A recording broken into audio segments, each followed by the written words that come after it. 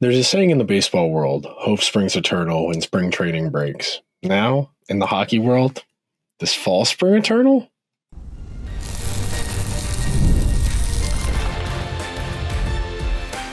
You are Locked On Oilers, your daily podcast on the Edmonton Oilers, part of the Locked On Podcast Network, your team every day. Hello, everyone, and welcome to today's edition of Locked On Oilers. I am your host, Nick Zararis, and yes, this October, it is my 10th season doing digital hockey content and my 4th season as a host here on the Locked On Podcast Network. And I want to thank everyone that is making Locked On Oilers their first listen of the day. Locked On Oilers is a part of the Locked On Podcast Network where we've got your team covered every single day. Today's show is brought to you by our friends over at Fanduel, where new customers can win up to $300 in bonus bets if their first $5 bet wins. On today's show, we're going to muse on the opportunity before us. And in the baseball world, we talk about hope springs eternal, mid-February pitchers and catchers report. And everybody starts to talk themselves into, it's 162 games. Anything can happen, even if you're the Marlins, if you're the Pirates, if you're the Royals, maybe not the White Sox, but even if you're one of those teams, you can start to talk yourself into anything. And we're going to start out today's show with that mindset, the best case scenario. And we're going to be specific to the Oilers. We're not going to be vague and philosophical on today's show like we were last week when we were talking about trying to draw the meaning out of a long season when the championship is unlikely today. We are going to be specific to the Oilers and their story for this upcoming season. So we're going to start out with the best case. Our second segment, we'll talk the worst case. And then our final segment, we'll talk about probability and what's likely to happen. So to start out, I think my biggest determining factor, I'll say, in handicapping or deciding how I feel about a given team is how many questions do they have? How many things do they need to go right for them for their best outcome, for them to go far? And I'm not even saying win the Stanley Cup. I'm saying get to the second or third round of the playoffs. I think almost any team that's capable of making it to the second round, unless you're weak and you got an advantageous first round, if you can get to the second round of the playoffs, there's a world where you can win the whole thing. And it's unlikely for some. We're still waiting on the Leafs. We're still waiting on the Hurricanes, the Rangers, the Sharks. We're waiting on quite a few teams to break through. The Jets, the Wild. There are a lot of teams around the league who haven't broken through or haven't broken through in recent history. But the more questions you have about your team going into the season, the more uncertain I am. The more questions you have, the more volatility your team has, the more opportunities there are for things to go wrong. Granted, the inverse of that coin and where we're about to start, the more question marks you have, the more volatility you have. And volatility does go both ways. There is good volatility. There's upside. There's potential. I know it might be a while since some of you were in like a 6th grade science class, but you remember the difference between potential and kinetic energy. The more potential energy you have, the more kinetic energy you can generate. So with that in mind, I wrote down a few things here on my notepad as far as the best case scenario. So number one, Stuart Skinner establishes himself as a league average goalie. Now, league average last year was 902 save percentage, 900 save percentage. We're talking about 9 out of every 10 shots. You make the save, beautiful. We're talking about I want to get this right, I think it was 2.82 goals against average for last year. Yes, 2.82 goals against average was league average last year. So with that in mind, we're not asking a lot here from Stuart Skinner. A 900 save percentage and a 2.82 goals against average, that is not asking a lot. He gives the Oilers that. They're going to win 44, 45 regular season games. Now, 44 or 45 regular season games is only getting you to the mid-80s.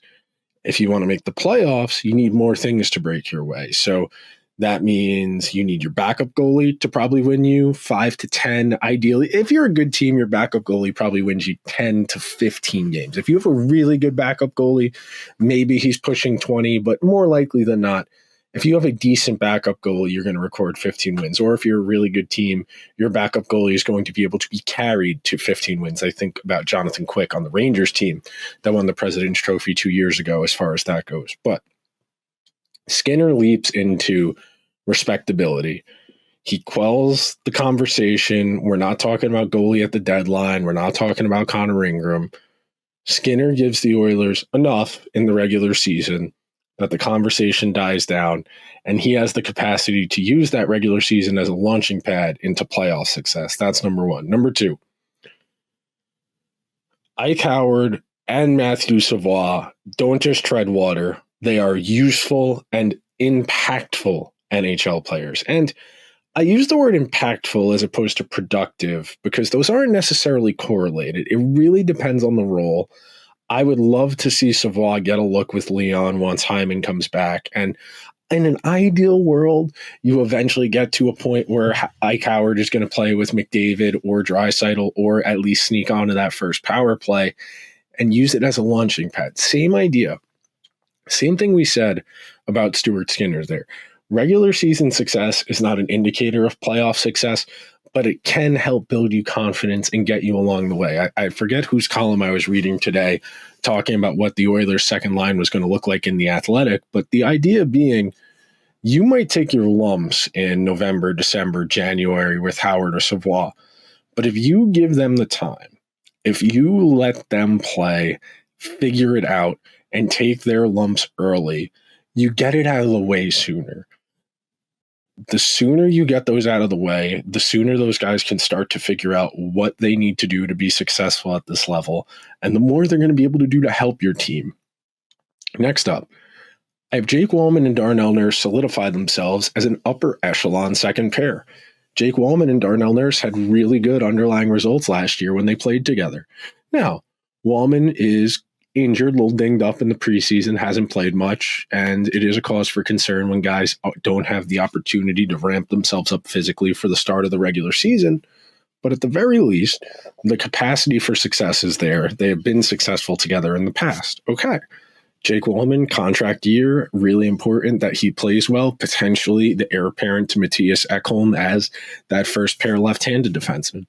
Next up on my list, Trent Frederick and Andrew Mangiapane fit as top sixers. Now, those are counterproductive to our initial goal, our Matthew Savoie, Ike Howard point. I think if Ike Howard and Matthew Savoie are stuck in the bottom six, I think that means Mangiapane and Frederick are playing well enough, or the team is getting the results that they don't necessarily need to give Howard or Savoie a chance. Now, those two things, there's a very narrow point there, a very small runway, if you will, where you might be able to convince me all of that can work out. And then, in addition, David Tomasek looks comfortable at the NHL level. And again, I'm not saying productive.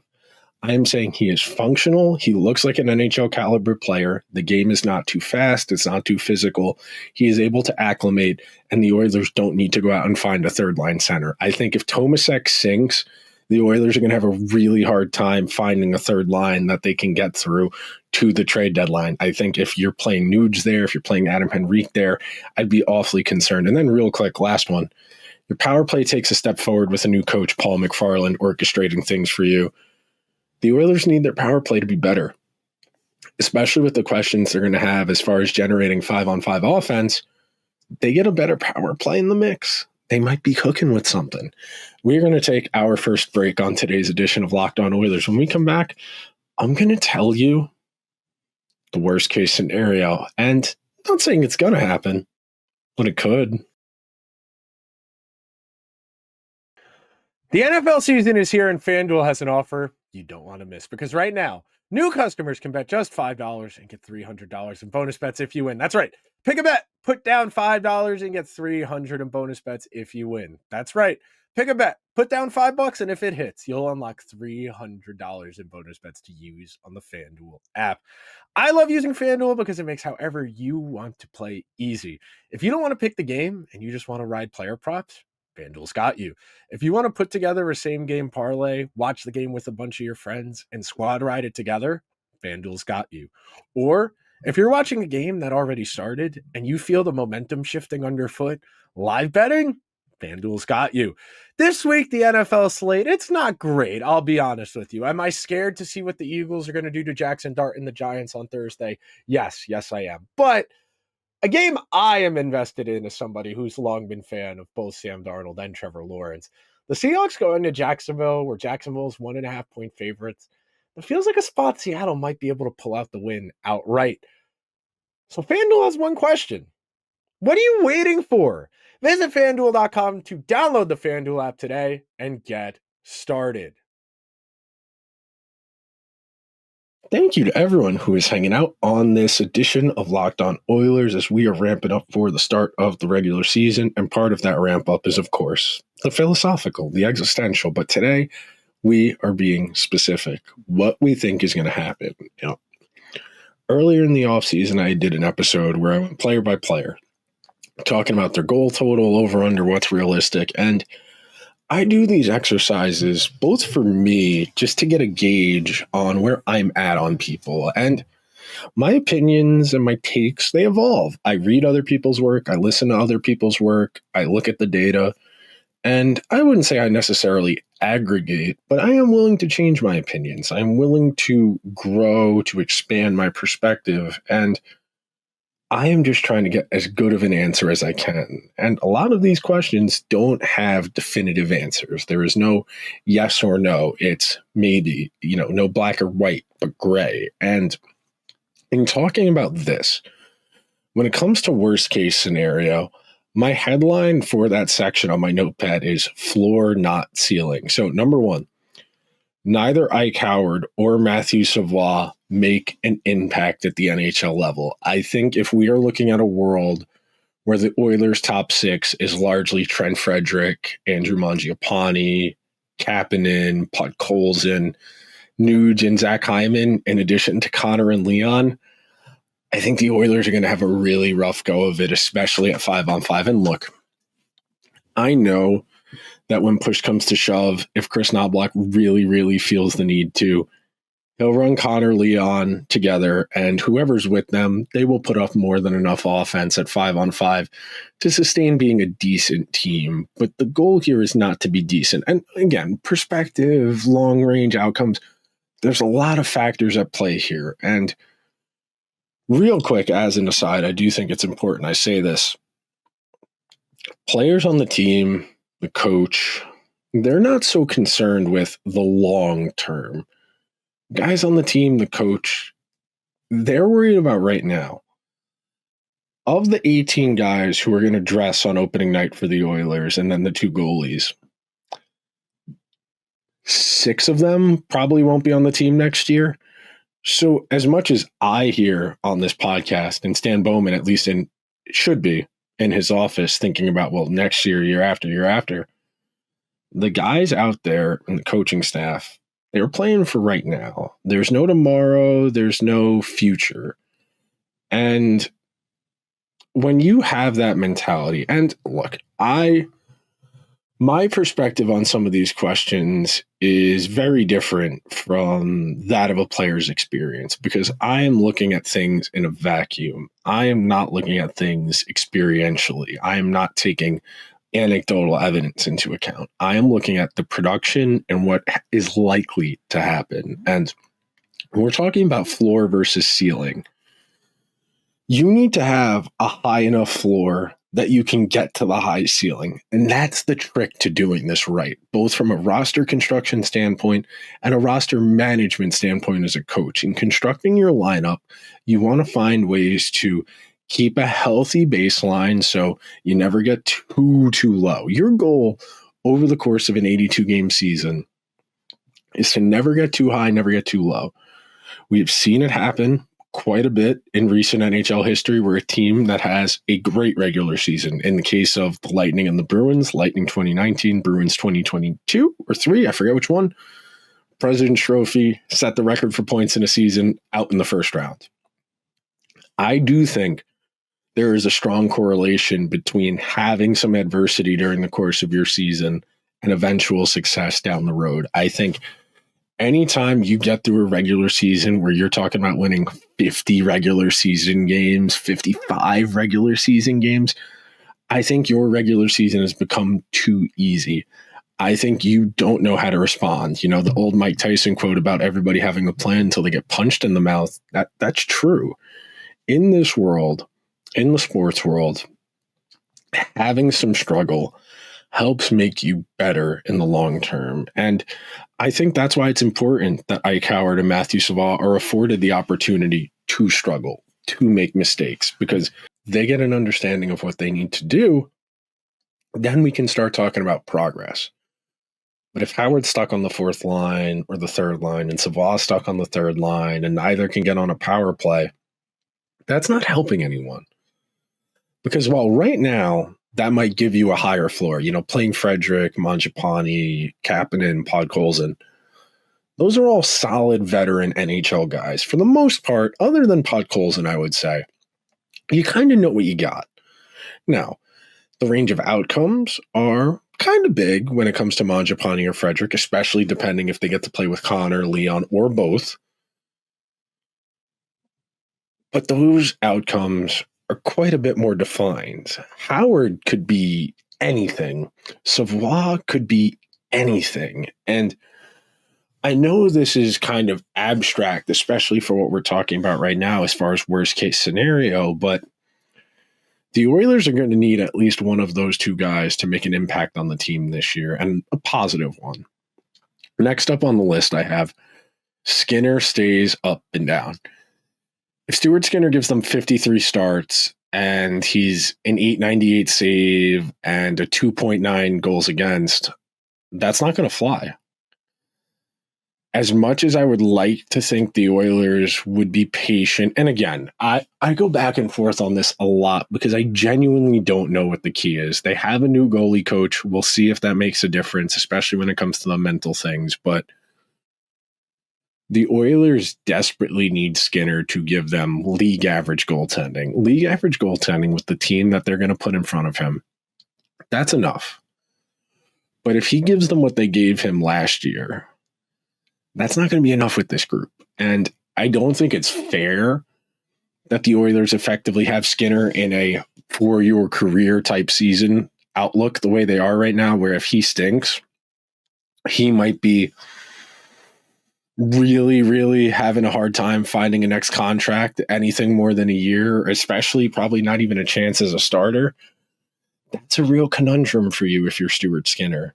After that, what happens if Trent Frederick's bad?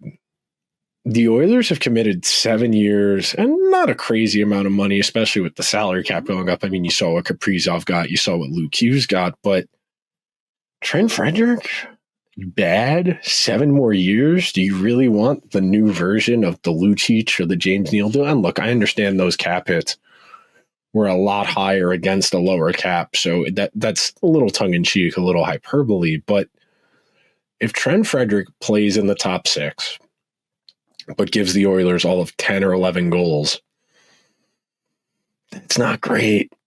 The Oilers are kind of counting on Trent Frederick to give them something he's never done before at the NHL level, but by virtue of playing with Connor or with Leon or with both, there's a reasonable expectation he should be able to give them almost 20 goals.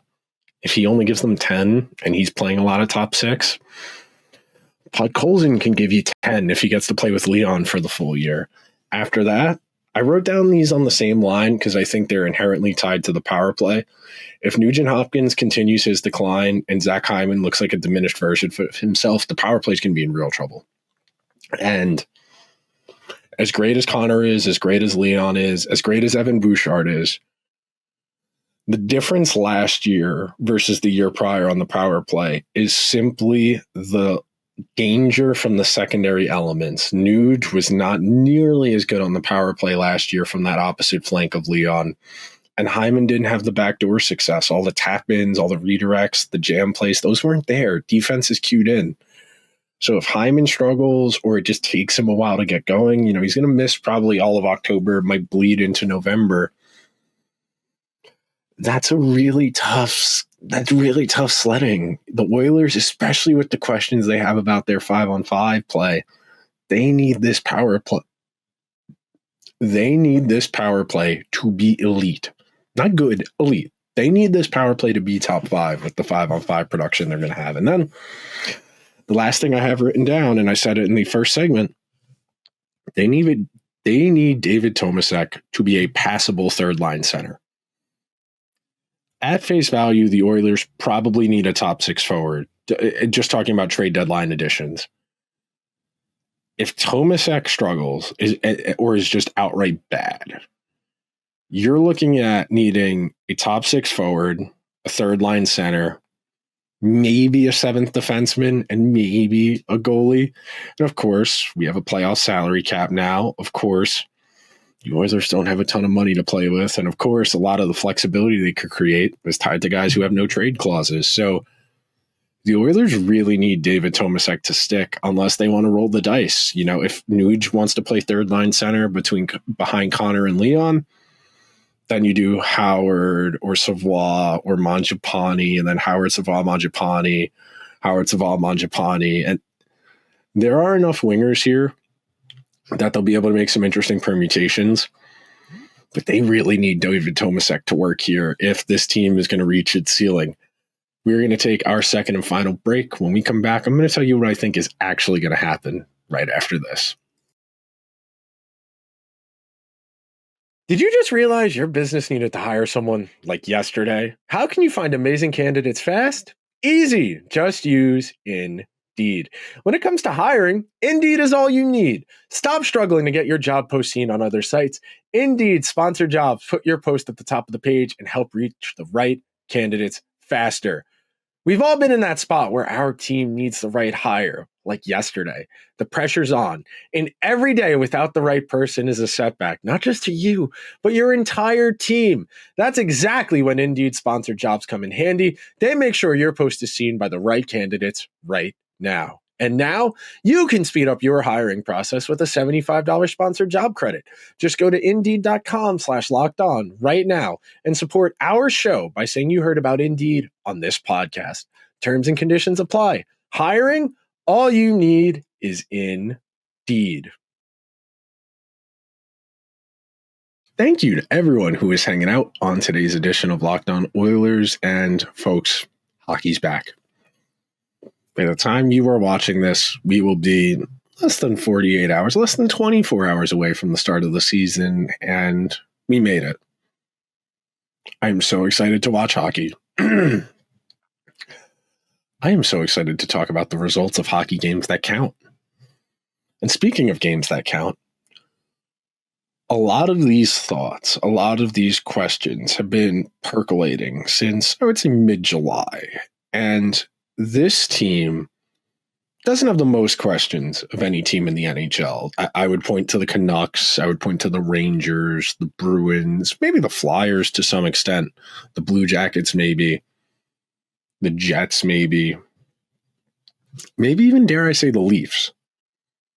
But the Oilers have a lot more questions in their lineup going into this year than they did last year, and especially 2 years ago. With that in mind, I think it's important that we lay this out and lay out all of the questions and then try and debate the merits of the points, what we think is likely and what isn't.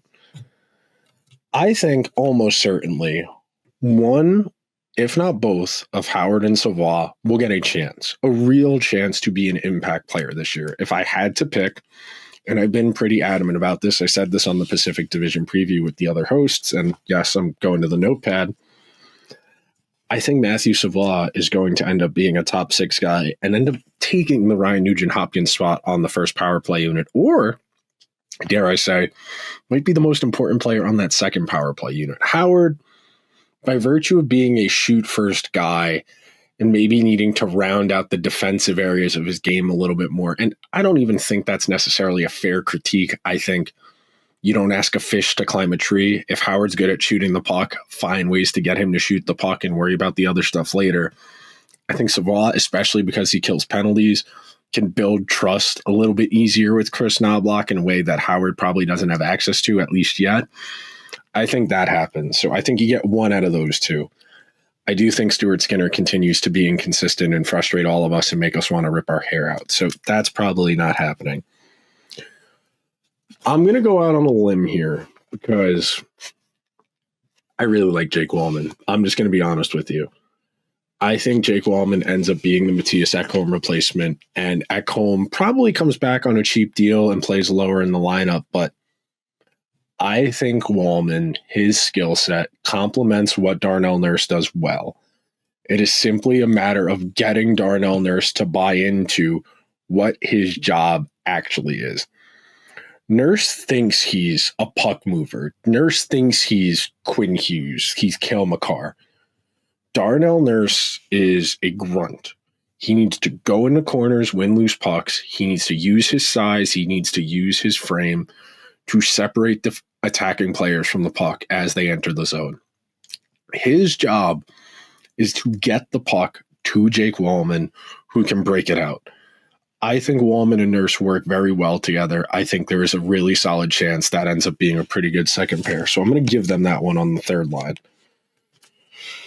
I think one of Andrew Mangiapane and Trent Frederick is going to work out in the top six. I think it's going to end up being Mangiapane just because he's a little bit faster. He's a little bit better of a forechecker. I know Trent Frederick's bigger. I know he's more likely to get more registered hits. I think he'll throw a few fights, but I think Mangiapane has a better chance. And look, I know I'm still holding on to the 130 goal season from a couple of years ago is like, he could do it, and I know that's a homer opinion. I know that's because I've been high on him for so long because he validates one of my opinions, but I think Mangiapane has a really nice bounce-back year this year, and I think Trent Frederick ends up being a rough conversation 2 or 3 years from now if Stan Bowman's still the general manager about how they can figure that out. Next up, I don't think the power play gets back to being elite. I think it goes from like 11 to probably 8 or 9. I think it takes a small step forward. I think if Savoie or Howard can find a way into the nude spot, then maybe there's a conversation to be had about this unit adding a new wrinkle, a new dimension. But I think if we're running Hyman at the net front, Nuge at the left circle, Draisaitl at the right circle, Bouchard at the point, McDavid circling, I think defenses, I think penalty kills have a good 3 years of tape on that permutation and that power play. And as good as it can be, I think the goalies are getting better. I know save percentage is going down, but I do think the angles are getting better. I think the penalty killers are getting better about knowing when to go and knowing when to stay. I don't think the Oilers get to that elite threshold for the power play, so that's going to end up being an X. And then I have no idea for David Tomasek. I really don't. The European free agent goes one of two ways. They thrive or they stink. There's not usually a middle ground when it comes to the European free agent, especially guys in their late 20s. You know, Panarin's a little different, came over like 23, 24, but Kaprizov a little bit later. He wasn't a free agent. He was drafted, of course, but you get what I'm saying. When it comes to the guys who've been playing over in Europe, you got to account for different size rink.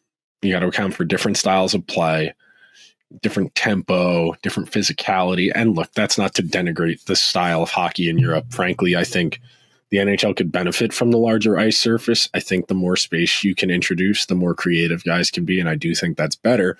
I wish we were getting the European style ice in the Olympics. You know, I was going to call it Olympic ice, but it'd be kind of oxymoronic to do so, being that we're playing on NHL size rinks in Milan this upcoming February. But I think you can tell by the amount of hesitation. I think by the fact I split all of the questions and basically picked half of all of them, you can tell I don't really know what to expect from this team. And look, sometimes that's good.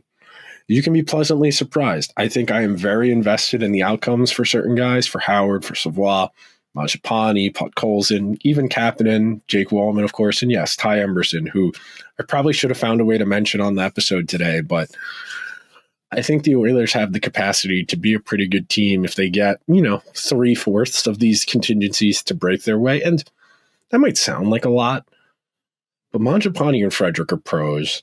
Tomasek has been a really good hockey player in the Swedish elite league. I think that's enough.